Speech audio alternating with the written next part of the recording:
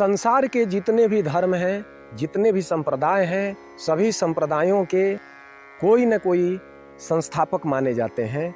लेकिन आज मैं जिस धर्म के ऊपर आपके बीच चर्चा करने जा रहा हूँ, जिस जानकारी को लेकर आया हूँ, इस धर्म के कोई भी संस्थापक नहीं है। विभिन्न प्रकार के इसमें अवतार हुए हैं अथवा अवतारवाद से ओतप्रोत हमारा सनातन धर्म है।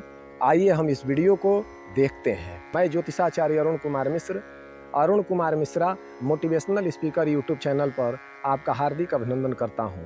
आज का हमारा मुख्य विषय है हिंदू अथवा सनातन धर्म। सनातन धर्म अथवा हिंदू धर्म ऐसे भी आप कह सकते हैं। जैसा कि आप सभी को मालूम होगा कि प्रत्येक धर्म के कोई न कोई संस्थापक होते हैं। प्रत्येक धर्म की नींव रखने वाले व्यक्ति का उल्लेख आपको प्राप्त होगा। लेकिन हमारे सनातन धर्म की विशेषता है कि हमारे इस धर्म के कोई भी संस्थापक नहीं है।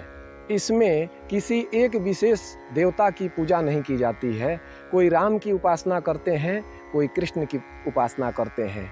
हमारे प्राचीन भारत की एक विशेषता रही, कुछ सूर्य की उपासना करते थे, उनको सौर कहा जाता था। शिव की उपासना करते थे, उन्हें शैव कहा जाता था। जो भगवान विष्णु की उपासना करते थे, उनको वैष्णव कहा जाता था। जो भगवती जगदम्बिका की उपासना करते थे, माँ भवानी की उपासना करते थे, उन्हें शाक्त कहा जाता था।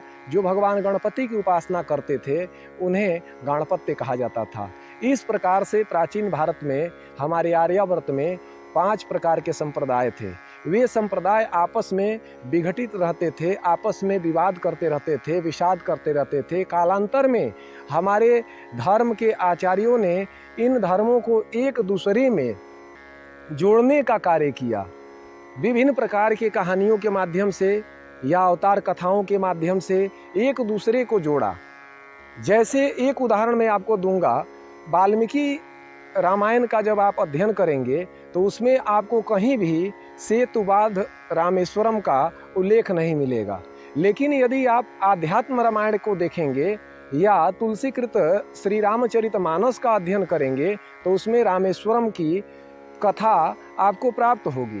हमारे धर्माचार्यों ने विभिन्न प्रकार से इस धर्म को पल्लवित पुष्पित किया। सबसे पहले तो हमें ये जानना चाहिए कि धर्म कहते किसको हैं।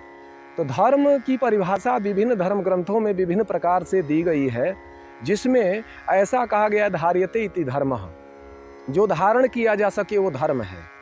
वैसी आदर्श जीवन शैली जिसके द्वारा जीव मोक्ष की प्राप्त कर सके, मुक्ति की प्राप्ति कर सके, वह धर्म है। प्रत्येक धर्म की विशेषताएं होती हैं। उसी प्रकार से हमारे सनातन धर्म की भी कुछ मूलभूत विशेषताएं हैं। लेकिन आज दुर्भाग्य की बात है कि हमारे सनातन धर्म के धर्मावलंबी हैं, वे इस धर्म के बारे में, उन विशेषताओं के बारे में जानकारियां नहीं इकट्ठा कर पाते हैं। लेकिन कहीं न कहीं से उन विचारों को अपने भीतर धारण किए हुए हैं। वे विशेषताएं निम्न हैं। नंबर 1, ईश्वर की सत्ता में असीम विश्वास। नंबर 2, प्रकृति की उपासना। नंबर 3, आत्मा की अमरता में अटूट विश्वास। नंबर 4, ईश्वर की विभिन्न देवी देवताओं के रूप में उपासना।